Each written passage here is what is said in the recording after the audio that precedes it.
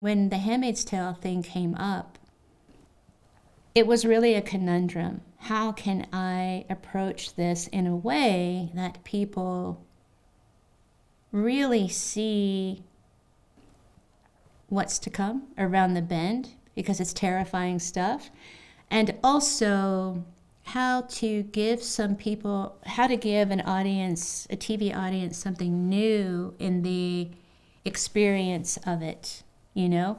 Of course, that's going to happen through story. Of course, that's going to happen through the way we film it and through music and the acting. But what's my part, you know? And if you said to me, as I already thought before going into the interview, that it was going to be red cloaks and white bonnets, I'd be like, dude, I can't, what else is it? You know, because that's already been done. And so it was a very specific process. And I remember that right before I met her, I was meeting Elisabeth Moss on the Upper East Side. I went ahead to it was a hotel room near her place. And I had my best friend come with me because I wanted to photograph her in the room, right? Not in the clothes. We had made some clothes for Lizzie in Canada. That's where we shot it.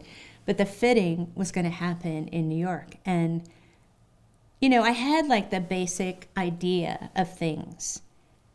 And we had some conversations.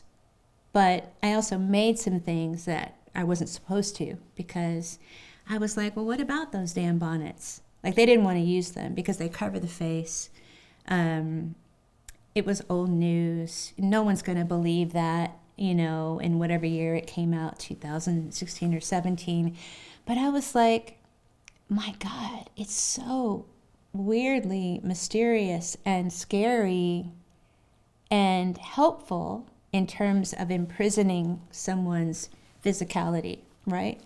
And so I came with all these things. And maybe half an hour before the fitting, Lizzie texted me and she included this song. And it said Crabtree remix or something like that. And I was like, oh, that's cute. She made me a song. She didn't. It actually was from this cool, probably relative, because Crabtree is so, like Smith in England and like nothing here. Like, we're all related in the States. I thought she made me a mashup song, but actually it was Dinah Washington and Max Richter, right? Huge fan of both. I didn't know that she was a huge fan of Max Richter. And I guess she was saying, play this during the fitting. I fell in love with it. Oh, and Blondie. It's a mashup of Blondie's song, which I also loved. Dinah Washington was the season 2. Season 1 was Blondie, Forgive Me, and this DJ in London with the last name of Crabtree, the Crabtree remix, Max Richter and Blondie.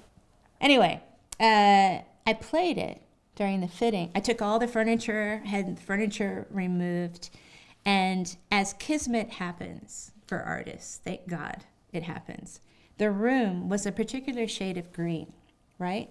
That ended up being the very same green as one of our massive locations, I think where the Handmaids lived in season 1 and 2.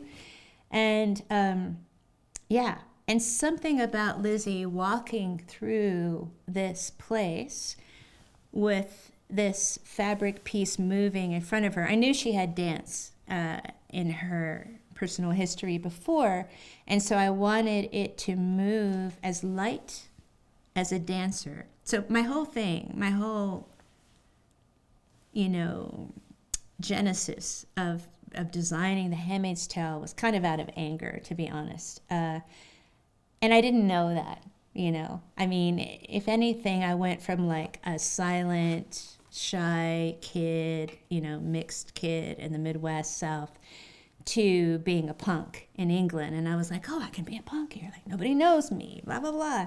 And so my punk lead with a lot of my design is out of a combination of like sheer energy and a way of pushing back anything that is known, because those rules weren't written for me and this whole package that I incarnated with. So I think my thing, without even trying, is kind of this combustible anger that is a fission through creativity to get to where I need to go. Sounds really long and boring and dramatic, but it actually works. And so this song and Lizzie moving lightly through, it all worked. And that part of fabric that moved lightly is from a priest in Milan at the Duomo that I sketched really fast in 2001, like years before. But I keep all these little books, these little artist books, whatever you want to call them, blank page books.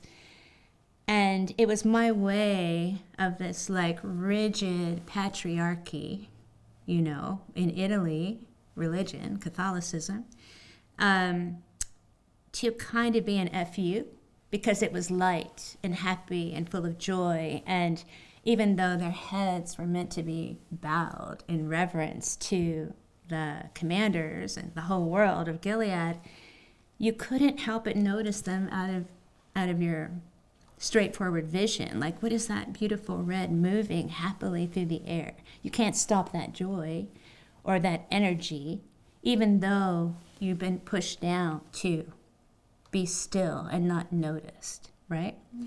Your sexuality and your vitality and your life force is so effervescent that the harshest of rules can't keep it down. That's what I wanted to convey. You know, it's kind of a twisted thing, like with any story. In this case, Margaret Atwood's, I didn't set out to be like, you know, political blah, blah, blah in my designs. You don't have time, and nobody's interested, right? But I think you can't help it as a creator. Like, you read these words and you're like, oh my God, I have to give all this power to men. I have to make sure who I adore and I've worked with on many projects, Joseph Fiennes, has to look in charge. But what can I do on the sidelines to the stories not being told yet? I can create a powerful movement of quiet, unsaid power that comes from the inside and the energy of the women, you know? So that's how it began. And I made little films of her not dancing, walking through as Offred.